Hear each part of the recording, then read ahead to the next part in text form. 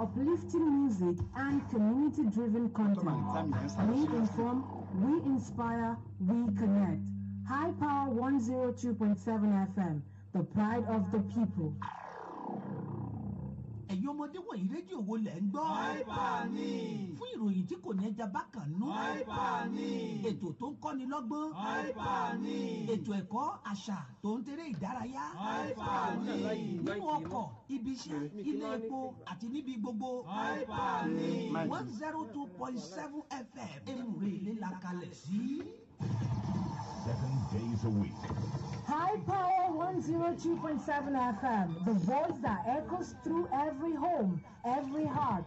From the streets to the studio, we bring you real talk, real music, and real moments. We are not just a station, we are a movement. High Power 102.7 FM, the pride of the people.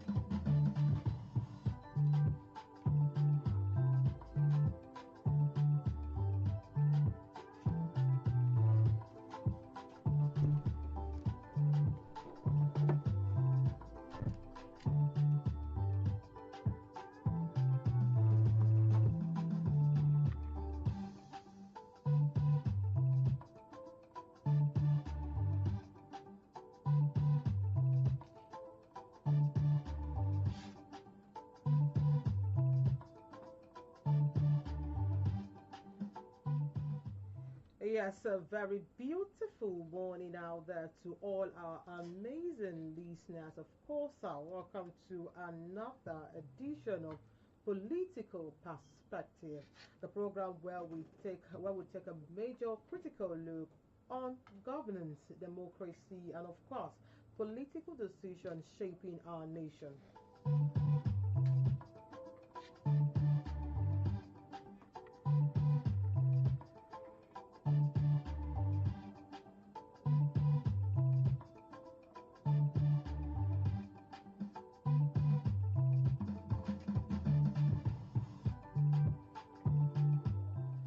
Yes, I am Florence Ibarima, and of course, our in-house analyst today is no other person than Akin Adebayo. Good morning, Akin Adebayo. Good morning this morning.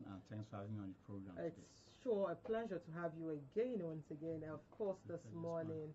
And of course, I hope we'll have a very splendid ride upon the introduction of our topic today. Of course. Coming on the program. Yes, I did. So thank you very much for coming once again. Thank you very much.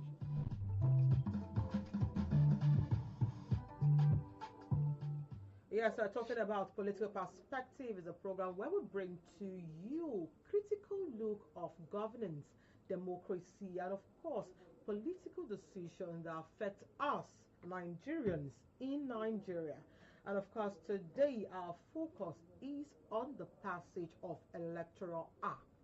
Yes, a development that many see as a turning point in Nigerian democracy process. And of course, we want to examine it, what's this law, what it actually means, when it comes to elections, when it comes to political parties, when it comes to voters, and of course, when it comes to the future of credible leadership in Nigeria.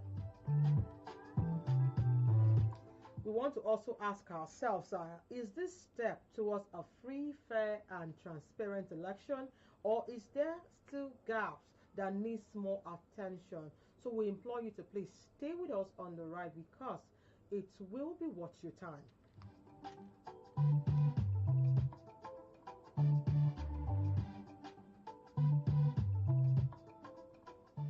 And if you agree with me, you would also agree that this Electoral Act, the passage, has been something that has been in the news more often than none. in the space of weeks now, because it is most talked about when it comes about when we talk about political development in recent times. Many Nigerians believe that this act actually holds a key to credible election, while others are just there like, they're just being skeptical. Indeed, it might be, I might not be. So today we want to take our time to really talk about the passage of the Electoral Act. So you can join us on our Facebook page, iPower102.7 FM, on my personal TikTok handle, Gist with Floxy, where I am live looking at you, of course, joining in. And of course, you can also call in on our studio line, 0816-552-4699, to share what is your take as regards the passage of the Electoral Act.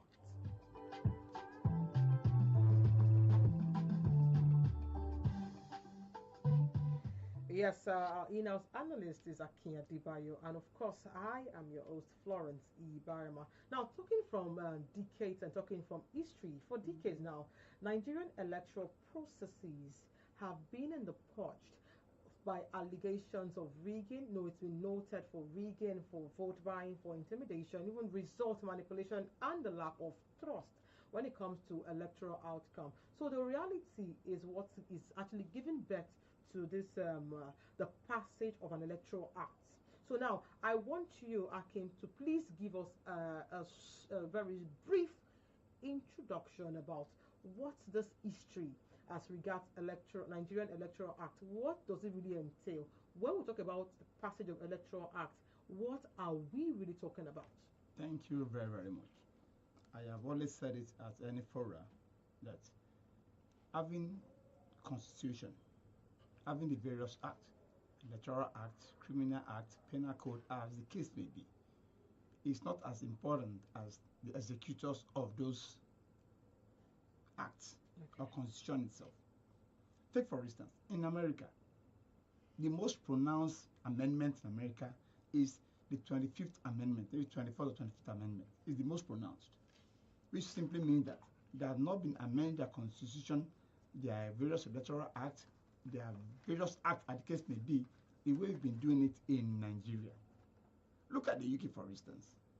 The UK does not even have a written constitution, and still things are working there as it should be. The UK Parliament is so strong, is so formidable to the extent that right there, in that their hallowed chamber, they can turn a man to a woman through their various acts.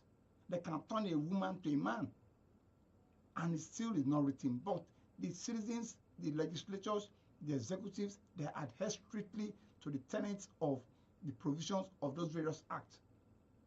Why in Nigeria we are always amending. And I can assure you, as long as we continue with this attitude of ours, always trying to circumvent the process, always trying to maneuver things, always trying to outsmart each other rather, I can assure you, this is how we continue to amend these things, and we continue to amend it.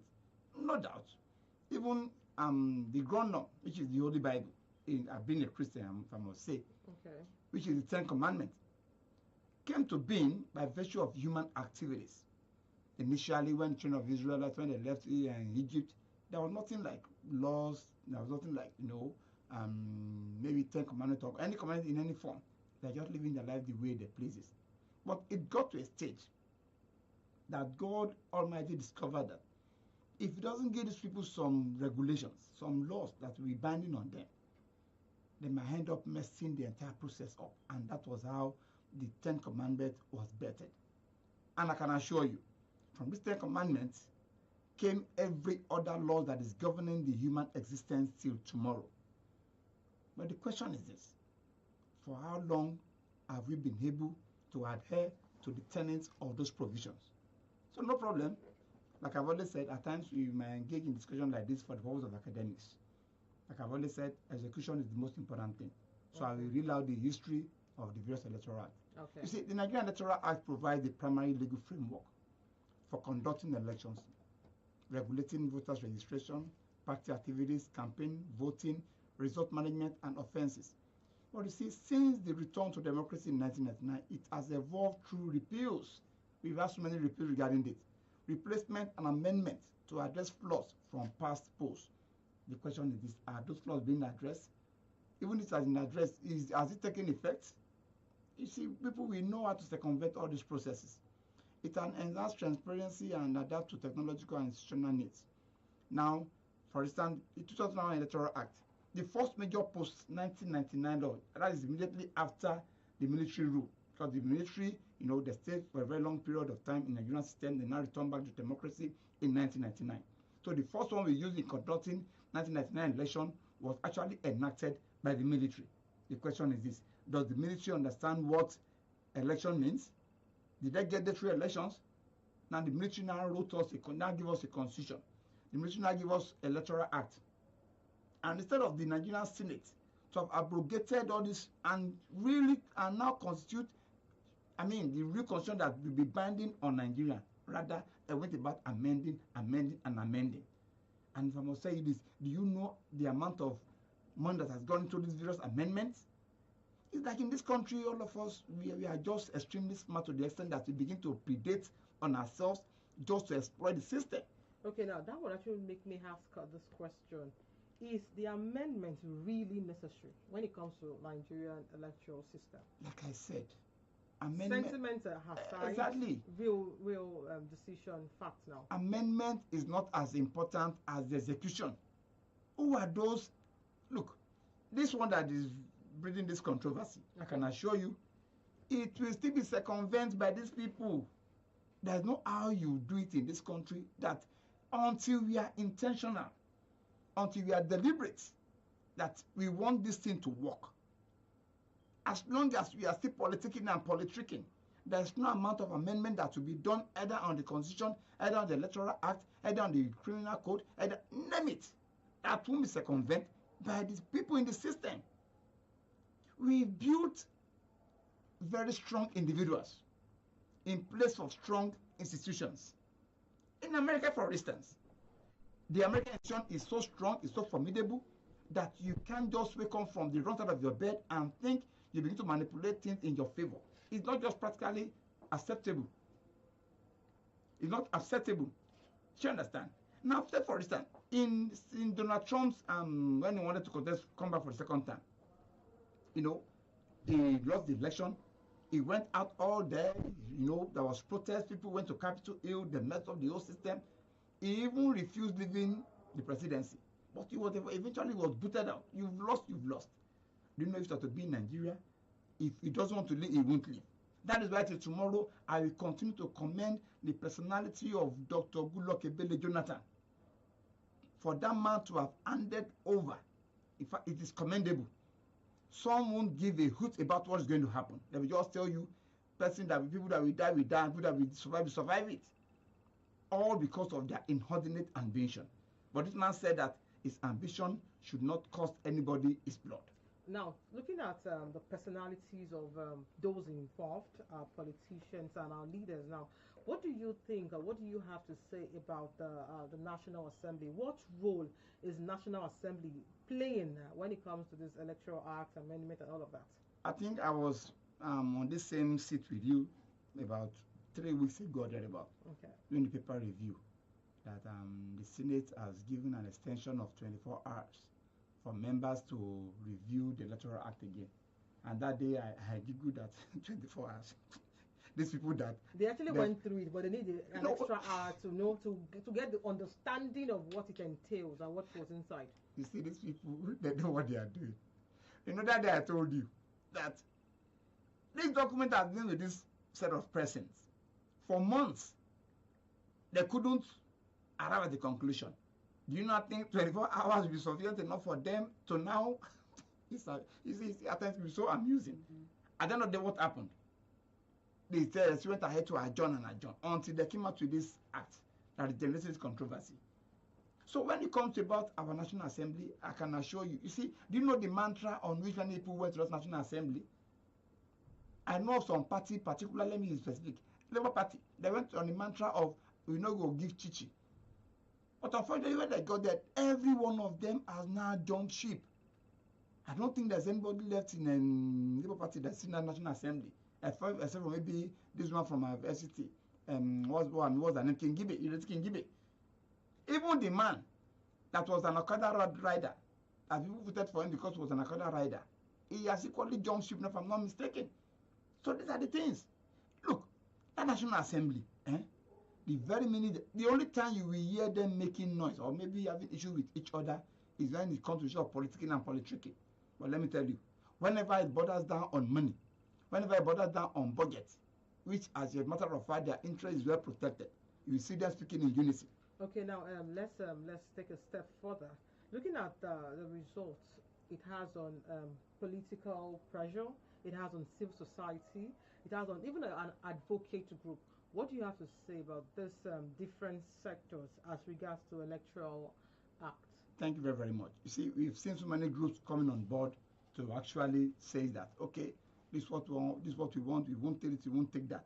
But I can assure you, some of those groups, look, in Nigeria, I've always said it, whenever you see any protest, just know for sure that it is having a political undertone. What if there's a dynamic or there's a different this time around? Well, if I must be sincere with you, who are those that are actually pushing for the compulsion of the National Assembly, the compulsion of INEC to declare results in real time? Let's all look at people that are involved. Now, some group actually championed it. We saw Isa Yesufu, she was there, she spoke. Isa Yesufu from the Labour Party. Even Obi himself was equally there. And like I said yesterday, there's a particular video that went viral where some youths in the diaspora said all they need from the Labour Party presidential aspirant then, or candidate then, was for him to just tell them what he wants, for him to get them maybe some details and what have you. And it should leave the remaining for them, that they know what to do, and that they will win the election. The guy even went as far as banging the table that they will win the election. Do you know that these claims, this video has not been refuted by Peter Obi? So what you are saying in nutshell is this. I'm not saying that some are not sincere. Of course, some are sincere with their presence and what have you. But majority of them are being sponsored. And look, in the Nigerian system, where we are ordinary jam, in fact, look, we get there anyway. Okay, now, why do you think this particular act has actually generated lots of national debates around the globe? Thank you very, very much. An average opposition party believes that if a result are transmitted at real time, that they will have a credible, a free, fair, and credible election. Right. And I can equally tell you that there is no time a result is announced that the election would be free, fair. Is that particular to? Not just Nigeria, even in Senate crimes, they used to call it, maybe for example in America. Okay. I think Trump actually said that it was the mail ballot box system that made him to lose the election in the second term. We get there anyway. So what I'm saying, Michelle, is that look, as long as we, the operators, probably from the legislature to the executive, the politicians, and we, the electorate, as long as we are not fully prepared to actually do things the right way, and you see, God just have mercy. These politicians, they've so much weaponized poverty to the extent that hardly will you now, no matter how lofty your manifesto is, no matter how good you are, no matter how nice you are. Let me tell you one thing. If MKO Abiola, a former, in fact, he used to be a billionaire, now he's late anyway, should arise now and say that he want to do this, want to do that, his report and what have you, I can assure you, Nigerians will not request some money from him. You know why? Poverty has been weaponized. So what I'm saying, naturally, is that those people that are actually advocating for transition of results at real time, that are now holding protests. Okay, take for instance, the NLC president. You know, God should just have mercy. This country has been so bastardized, has been so polarized along religious and ethnic line to the extent that it will take divine intervention for us to get it right. Because that ethnic sentiment and religious bigotry are so much eating deep that it has overridden our sense of reasoning. We now begin to reason alongside our ethnic and religious sentiment. Okay, I think we'll have a caller on the line. Hello, good morning. Hello, good morning. What's your name and where are you calling from? This is Gero from Memorele. Oh, Gero, thank you for calling this morning. What's your contribution? Thank you, my organic there. Thank you, sir. I just want to say about this electoral issue and the topic we are discussing. Okay. Don't know what we are afraid in this right in this country. When we claim to be giants of Africa, they are or in the practical real aspect of it. Now, we are talking about the transmission of the thought. I think now look at Ghana. Look at the electoral process. Look at how the only giant Africa. If we could just put out the Cameroon and this dominated by Kobe and Uganda of URI Museveni. Look at how they are improving in technology. What things are this government giving? We should look see what happened in 2023. How can a president get outside the country and then somebody will be addressing that do you want play and play election? Is that not a shame to Nigeria? And for God's sake, everything that must be done, put on paper, everything is fast. And Nigeria, we have confidence in that in the electoral process must be done. What is our Fabio? What are we afraid? Okay, technology is improving every day, and Nigeria is giving a gift. There is no 100%. You're getting the video there said that there is no perfect election. Would Nigeria always compare? Looking to draw attention of an example of negativity. What you are mentioning Trump. Why can't you mention something that America has done well? You are mentioning what you talk about the comment of Trump. If you are not so perfect in Nigeria, are we not in this country going to such election? Is anybody complaining? Is so far that opposition is complaining? When you see something, a free credit, free process, there's nothing you will complain me about. What is the SPC government afraid of? Is that how we're going to continue in this country? As I'm speaking with you, my children, the actual population of Nigeria, of my country, we only rely on estimation. Is that how we're going to continue our life? If there is any technology today that the center that they want to be counting Nigeria, I want to tell you Nigeria will not accept it. They will use for every means that come us with a fake result and video things. Is that the country? When Trump calls us a disgraced country, are we not only disgraced of a shameless country? I'm ashamed for being in Nigeria with this kind of a leader. Thank you. Thank you very much, Iberu, for your contribution. I think the pressure is getting higher. So that's his contribution regarding Nigeria. And of course, if you're just joining us, the program is Political Perspective, a program where we bring to you a major debatable political issue that is making wave, and of course, we bring our 2 cents, we dissect it, we talk about it holistically as it affects us as Nigerians in Nigeria.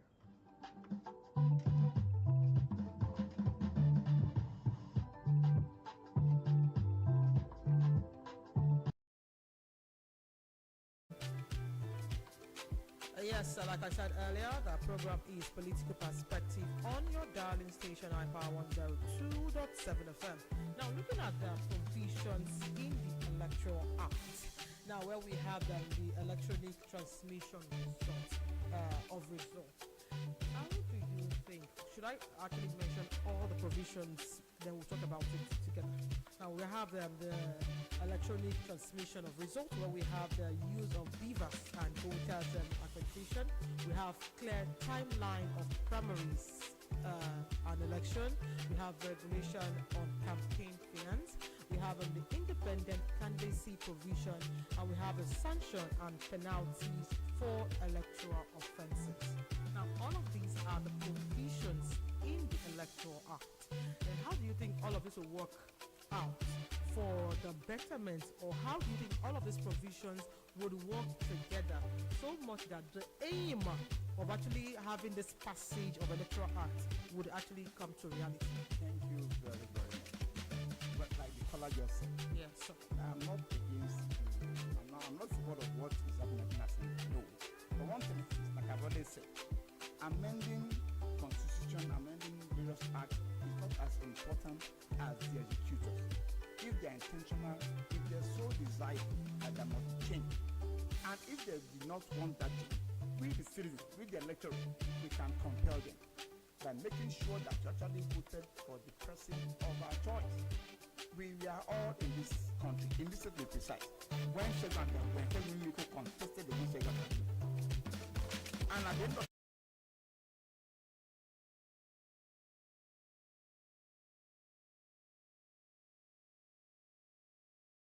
then the Presidential Tribunal doesn't go beyond Benin. but now it has gone to the Supreme Court. Do you understand? He actually won.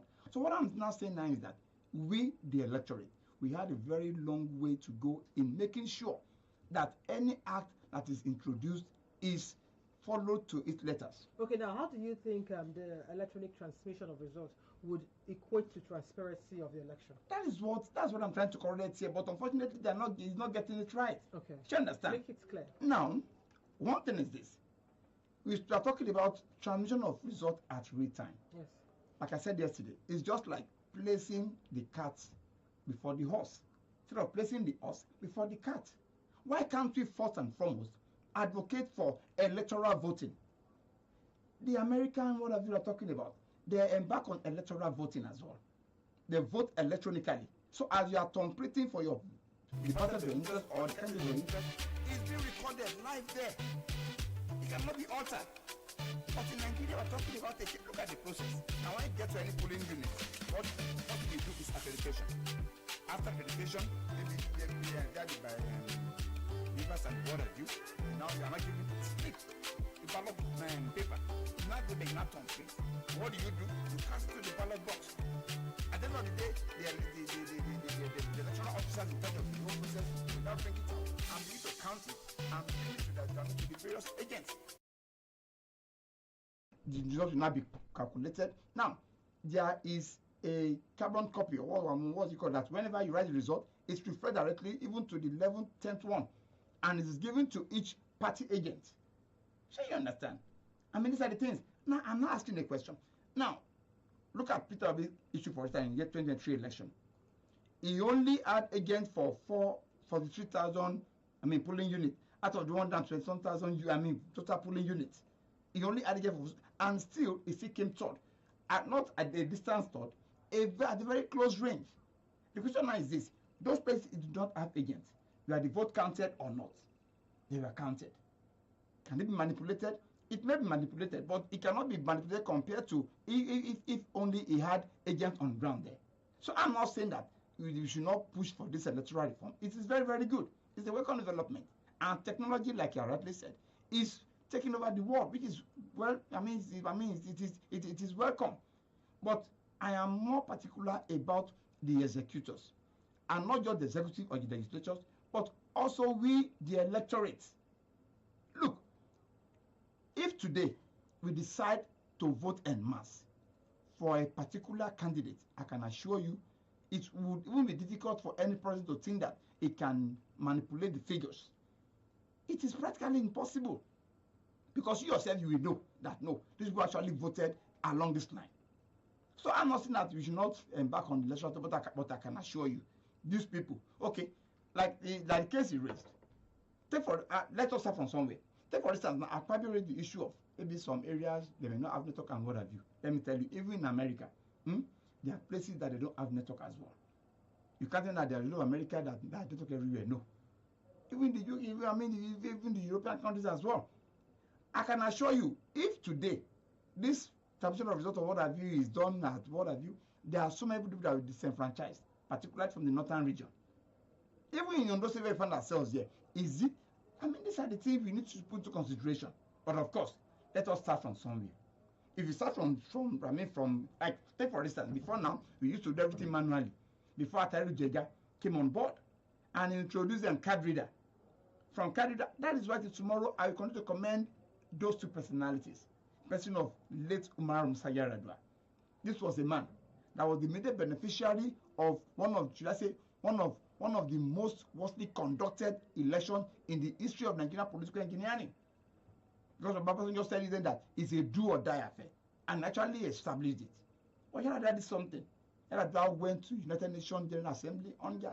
As I'm speaking to him, I'm having the kind of reflection of how he looks. He wore a brown safari suit when he said he knew that the election that brought him on board was mad with irregularity and he's going to put in place reforms. And that was what brought about the introduction of Mohammed Uwais Committee that produced Professor Atahiru Jega, that conducted one of the first and fairest election. But do you know that this same Jega that conducted the election between Jonathan and Buhari for the first time conducted the same election again between Jonathan and Buhari for the second time? People are not saying that no, what he did was even worse.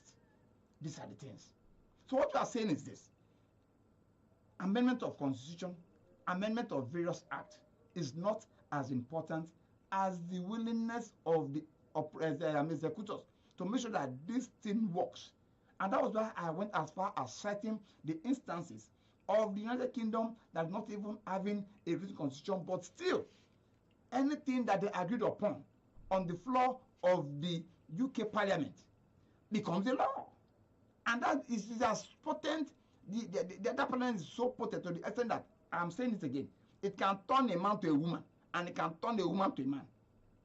If you study law, that is one thing they first of all teach you, that the potency of agreement, the potency of unity, the potency of being intentional about the positivity of things working out the way it should be. Okay, away from that, I will still come back to that. Now, looking at the passage, why would you agree that the passage of this electoral act is actually very important? What do you think when it comes to the area of strengthening democracy, when it comes to the area of restoring voters' confidence, when it comes to the area of reducing electoral violence, when it comes to the area of limiting manipulation by political elites, and of course, when it comes to the area of empowering electorate? All of these I've mentioned are like the good side of it. But how well do you think this passage would actually bring all of this to reality? Because now the only reason why we want to ensure that this passage is effective before the election is the fact that we need them to strengthen the democratic institution. We want a.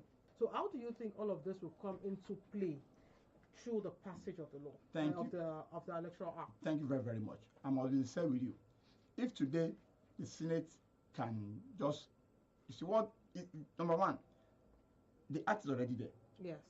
It is only the clause that is giving the problem here. And what is the clause?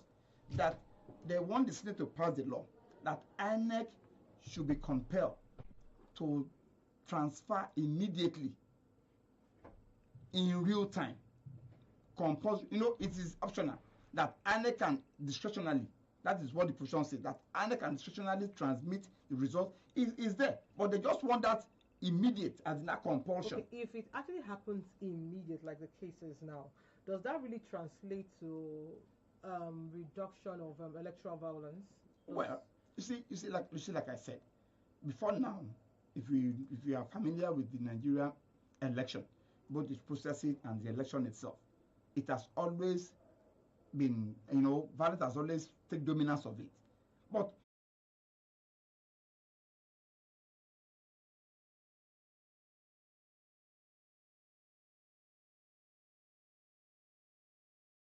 is that no matter how lofty the idea might be, no matter how good the various electoral act amendment as case might be, the executors are the problem. These people, they know how to circumvent the system. They know how to circumvent the process. That's what the problem is. So what I'm saying actually is that, look, we wouldn't have been in this problem if only, I repeat, if only we've continued with our parliamentary system of government. British colonized us. British gave us independence. Do you understand? Now, as time goes on, military took over.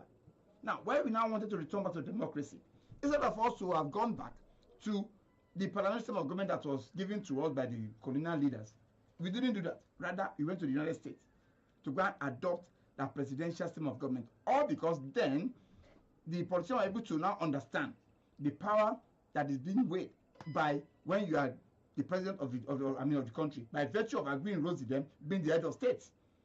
And that was how we found ourselves in this problem. Now, if it has to be a parliamentary election, like we all know, it's a matter of just voting for at constituency level. There won't be need for maybe you voting for maybe one president. No. It's a matter of you voting at the level of maybe House of Rep and House of Senate. And as a matter of fact, vote does count in those areas. Yes, it counts. Where we do have issue is the presidency. And I can assure you, had it been, it is so you got to be parliamentary system of government, after we have voted for maybe our House of Assembly, National Assembly members, House of Rep and Senate, they will not be the one to go and vote for whosoever becomes their prime minister there, and not with Nigerians. So that is just the problem. Okay, now what would you categorize as the the controversies surrounding this electoral passage act? What would you, because we have some that arise from the delay in passage and signing. We have those that say it concerns about the implementation of those acts itself. Like what I can pick from what you've been saying all the while now is the fact that it's not really about the passage. It's about those who are actually making the law, how they implement to the latter. I guess that's your point now. So what would you call the controversies around this act, electoral act now, when it comes to they actually having delay in terms of the passage and signing, when it comes to concerns about implementation, when it comes to resistance of from political errors, then when it also comes to the fact of INEC's readiness and funding challenge, all of this criticism, how do you think they play a major factor as regards the passage of electoral act? Thank you very, very much. You know what? I don't think the National Assembly needs to wait for people to protest before they do the needful, before they begin to do the right thing. And if at all they want to give an explanation, then they should please explain it. The problem we're having is this: Godswill Akpabio, the Senate President, is too jovial. That is one of the bigger problems that man has. Take for instance, after they went on recess, when they were deliberating, as now the balance got about. When they came back from that recess, he couldn't say anything. All they could say was he announced the burial ceremony of a lesson maybe from Enugu and thereabout. You had a recess to go and deliberate on a national discussion, on a national issue. In fact, one of the most sensitive issues, which had to do with the election. And what you could do as a Senate President is for you to start coming to discuss about the issue of maybe someone wants to be buried. That is to tell you the level of negligence that is going on in that National Assembly. Okay, now if we're going to be dwelling so much on all of this, I think we will not say much. Now let's look at the way forward. This is what is going to be happening as far as Nigeria is concerned, when we have those that make the law break the law. So what would you say? What would you say as the way forward now? What is in it as regards this passage, the Electoral Act? What is in it for Nigerians in Nigeria? How do you think the new the Electoral Act passage, how do you think it's going to benefit the ordinary persons when it comes to political, electoral, election, everything? How do you think all of this will actually make the ordinary persons in Nigeria actually put a smile on their face? Thank you very, very much. Of course, the very minute we are able to put in place a leader that is willing to make sure that the citizens lived a meaningful and reasonable life, of course, it better the entire system. What I'm saying, Nation, is that the very minute we have a leader that is proactive, a leader that wants to go out all day and to be sincere in his or her administration, it benefits the entire citizens. But we can only achieve that by virtue of casting our vote for the right leaders. But the question is this: most of the time, we are always left with two evils. You understand? I must choose out of those two evils. You'll be amazed. I was right the other time I said that we've seen people that actually campaigned on the mantra of no chichi. When they got there, they jumped ship. That has been the system. But of course, the presidency has a very strong tool in making sure or implementing policies that better the lot of our citizens. Okay, I want to quickly chip this in. Coming to the future election, what should electorates expect as regards this passage of the Electoral Act? What should we expect? And of course, the money. Honestly, that's where the problem is. You see, poverty has been weaponized in the system. That is why I said we must be willing. Apart from the government and the people that are actually executing the various acts, we citizens, we must be willing. If today we are willing, achieving this thing is very, very easy. Okay. Defending the election, defending what have you, it can be very easy if only we have the political will to defend it. But in a case whereby everybody's protecting his or her own interest in one way or the other, it normally circumvents the whole system. Now, like I said the other time, if today we all go to the poll and did cast our vote, and maybe we now expect the result to be transmitted at real time, as they're advocating for it now by those people that are protesting. Like I said, end of constitution, amendment of various acts is not as important as the executors of those various factors. Thank you very much. Thank you very much. Of course, the program is still political perspective, and of course, what we do majorly on the program is to analyze and break down political issues as it affects Nigeria in Nigeria, as it affects Nigerians in Nigeria. We would go on a very short break. When we come back, we're going to be talking about the way forward, and of course, the impact of this passage of Electoral Act on Nigeria as a whole.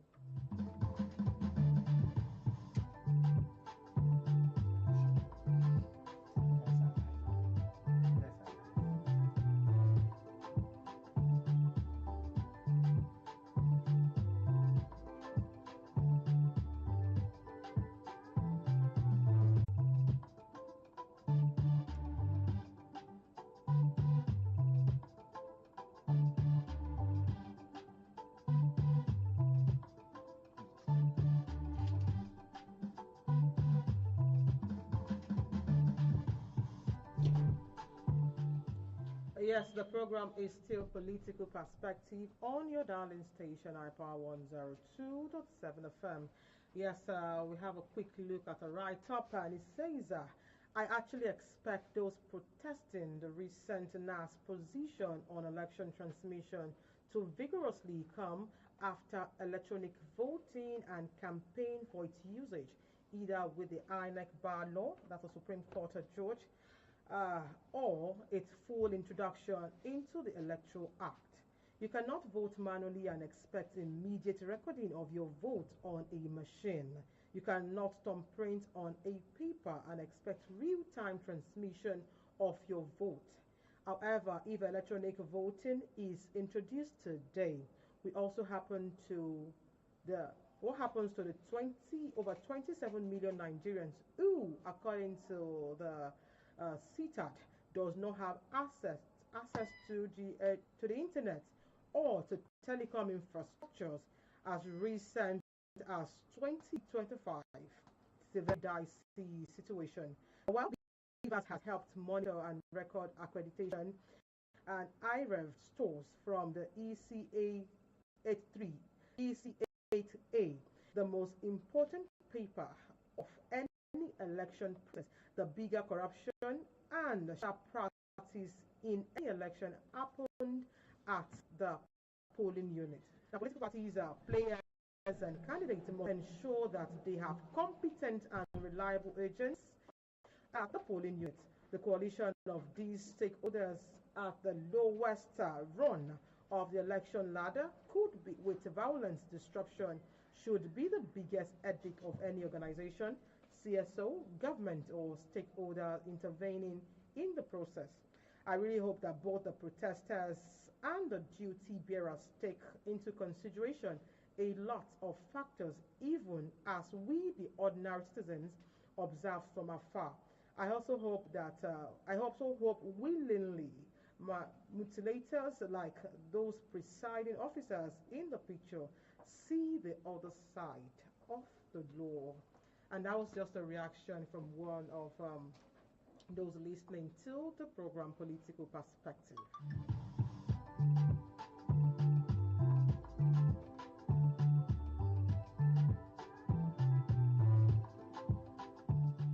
Yeah, like I said, we've been talking about the way forward and, of course, the role citizens should play. And Akin and able to, tell us the roles, even like the write-up says, beyond whatever it is we were trying to implement, beyond the real time. I think the major factor, the major focus should be on that polling unit. What happens on that day? Now that brings me to the importance of, is it possible to actually, very quickly about our time, is it possible to actually monitor election beyond the election day? Is it possible? That we monitor it like the way it should be monitored beyond the election day? Well, thank you very, very much. Of course, that is why virtually all aspirants do have what we call situation room. Okay. Now, we that are not in that situation room, or probably, if I must say, maybe we that are in the fourth realm of fourth stage of the realm, we can equally monitor it. You understand? How? Of course, we are media guys. Okay. We have correspondence in those various the ordinary person outside. Exactly. Now, to the ordinary person outside, Okay. it could be a bit difficult for them to monitor it. Okay. How will you monitor it? But that is where the issue of, it's only in Nigeria that during election you begin to see all manners of results on maybe social media handles that are not even genuine.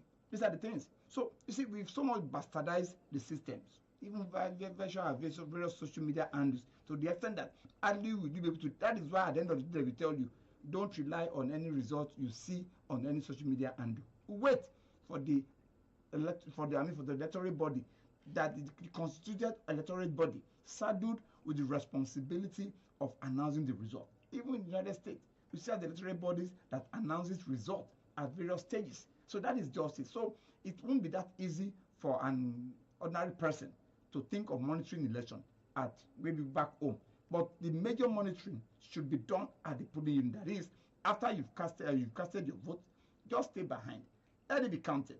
Let your agent, like Director said, by the time you have a dependable agent, do you know what? You know that even some agents right there, they do still do contrary to what the party asked them to go and do there when they see money.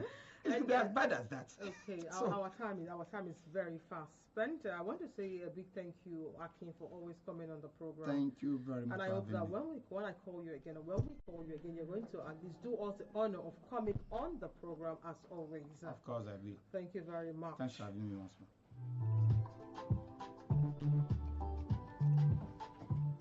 Yes, as we wrap up the program today, be reminded that the passage of Electoral Act is a significant step, but it is not the final destination.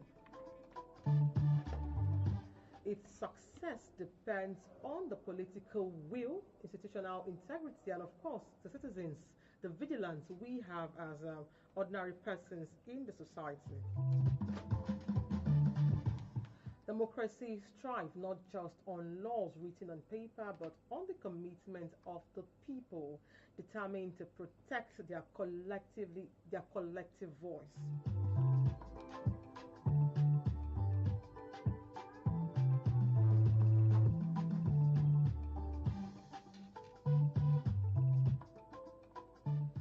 And yes, of course, laws do not just enforce themselves. Their strength lies in the willingness of institutions to uphold them, the courage of leaders to respect them, and the determination of citizens to actually defend them. The test of Electoral Act will not be its wording, and of course, but it will be in the implementation before, during, and after election. Democracy would always strive when people are informed, they are engaged, and they are vigilant. So beyond voting, we must continue to demand accountability, reject vote trading, and always speak against any attempt that undermines the democratic process. A credible election is not just the act or the duty of the INEC or the government, it is a collective duty. As Nigerians, the future of our democracy rests in our hands when we protect our votes, respect the rule